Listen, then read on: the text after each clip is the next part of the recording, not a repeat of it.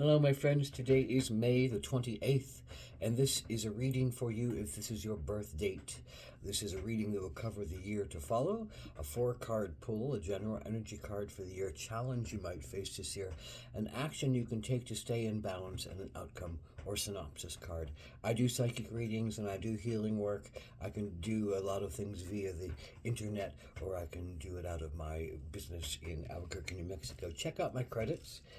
This is the general energy card of the year is the offering, and the offering asks you to reflect upon commitments that are made when offerings are given or received. You know, oftentimes we have an heirloom passed down to us, or we have a gift that somebody treasured given over to us. Even the sense of a rock, you know, that somebody found important to them that are offered to us.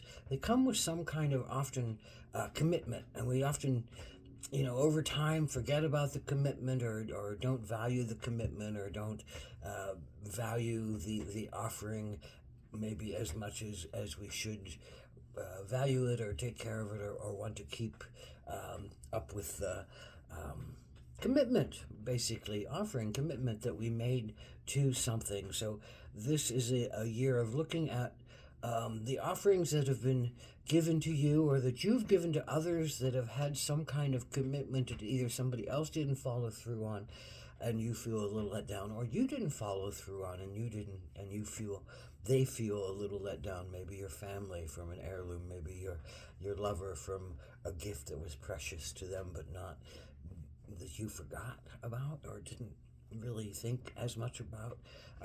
So it's about looking within and saying, am I keeping up with those things that I have, said I would commit to on some level? And do I have lots of other things that I have forgotten about that I once committed to that I need to look at and learn to either let go of, or bind back up, or recommit to, so that something can more smoothly flow in your psyche, more smoothly flow in your path to enlightenment, and there's a lot less baggage that you're towing around trying to find your way, and not have a lot of distractions.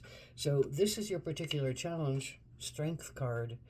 So the Strength card is all about feeling like, normally, like you have found a way to balance your energies. You don't, maybe it's a middle of the road, maybe it's moderation in all pursuits, maybe it's a sense of taming the overly aggressive lion part of ourselves, that wants to roar and control and eat somebody if they don't, if they look good, or control somebody if we feel like they need to be controlled because they might control us back. And it's all those senses of power and power over. And so I think your challenge right now is feeling like you're giving some of your power away.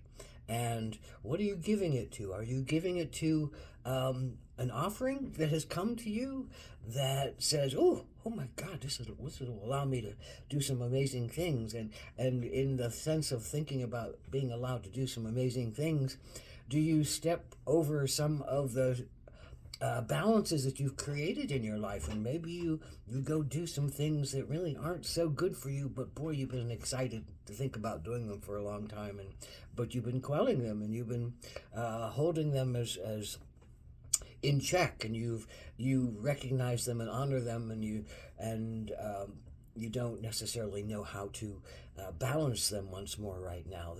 I think there's a lot of fire that's probably roaring in you, and maybe some guilt and some shame and some fear that is challenging, and you don't know what to do with what is being what has been given to you, and how you proceed with it, because it could allow you to do some amazing things, but it also could allow you to do some pretty menacing things to your own body, or your own psyche, or your own mind. You have to choose wisely. And the Strength card is all about choosing wisely the things that don't take us out of our balance and don't take us into the extremes of highs or lows, into the extremes of uh, abuse of our bodies or abuse of others or abuse of any situation. It's like where we lose control.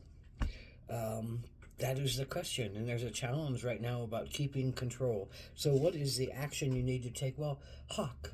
And Hawk says, you have to fly higher than your limited view right now. You have to elevate yourself and fly high. Get a grander vision. Get a wider vision. Seek out some kind of knowledge. Seek out some kind of wisdom carrier. Seek out some teacher, some guru, some angel who has a message for you. And this is about messages.